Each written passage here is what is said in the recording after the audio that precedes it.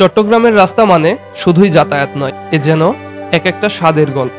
সন্ধ্যা নামলেই নগরীর ২ নং গেট, চেরাগি পাহাড়, টাইগার পাস এলাকার ফুটপাতগুলোতে বাতাসে ভেসে আসে চটপটি, ফুচকা, বার্গার, শর্মা সহ নানা রকম মুখরোচক খাবারের ঘ্রাণ। সারাদিনের কর্মব্যস্ততা শেষে বাড়ি ফেরার পথে এসব খাবারের স্বাদের ছোঁয়ায় যেন হারিয়ে যায় সকল ক্লান্তি। আর তাই তো এসব দোকানে সন্ধ্যার পর থেকেই ভিড় জমাতে শুরু করেন শিশু কিশোর থেকে শুরু করে প্রাপ্তবয়স্ক সকলেই। সবগুলোতে ট্রাই করা হয়, আজকে একটু এটা ট্রাই করতে সুদিন দেখে গেছি তো দেখে ভালো লাগছিল, এই জন্য আসছি আজকে। আসলে স্ট্রিট ফুড খেলে তো আপনি হাইজিন চিন্তা করতে পারবেন না, এটা আসলে রুচির একটা আর ক্রেভিংসের একটা ব্যাপার, এটার জন্য আপনার ওই হাইজেনিক চিন্তা করা যায় না আর কি। মানে স্ট্রিট ফুড আর এই যে প্রাইসই রাখছে ঢাকার তুলনায় এখানে যে প্রাইস একটু বেশি আমার মনে হলো। স্ট্রিট ফুড অনুযায়ী টেস্ট ঠিক আছে, আর একটু হাইজেনিক মেনটেনটা আর একটু ভালো করলে ভালো হয়। ওনারা যদি অ্যাপ্রনটা পরে, গ্লাভস ইউজ করে, এদিকে একটু সচেতনতা হয়, আমাদের একটু সচেতনতা হবে, এই আর কি।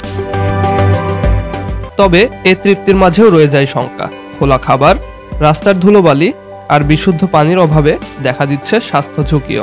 অবশ্য স্বাস্থ্য সচেতনতার দিকে খেয়াল রাখছেন বিক্রেতা ও ভোক্তা উভয়েই। তো আমাদের ফুডটা শরীর স্বাস্থ্য মতো এখন অনেক ভালো একটা ফুড, ইউনিক।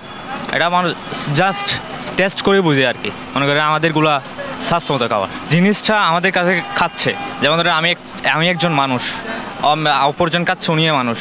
তো যেমন ধরেন উনি যখন মানুষ, আমিও সেম মানুষ। আমি ওনাকে কেন অসুস্থকর খাবার খাবো? আমি চাবো যে কাস্টমারকে কীভাবে ইউনিক খাবার খাওয়াতে হয় আর কাস্টমারকে কী শরীর স্বাস্থ্যমতো খাবার খাওয়াতে হয় এটা দেখবো আর কি।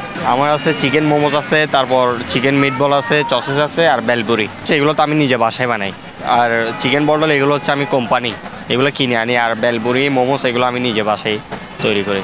মোটামুটি আমি যথেষ্ট পরিমাণ পরিষ্কার রাখার চেষ্টা করি এবং কাস্টমারকে ভালো খাবার দেওয়ার জন্য চেষ্টা করি আর কি। ডেস্ক রিপোর্ট, একান্ত টিভি, চট্টগ্রাম।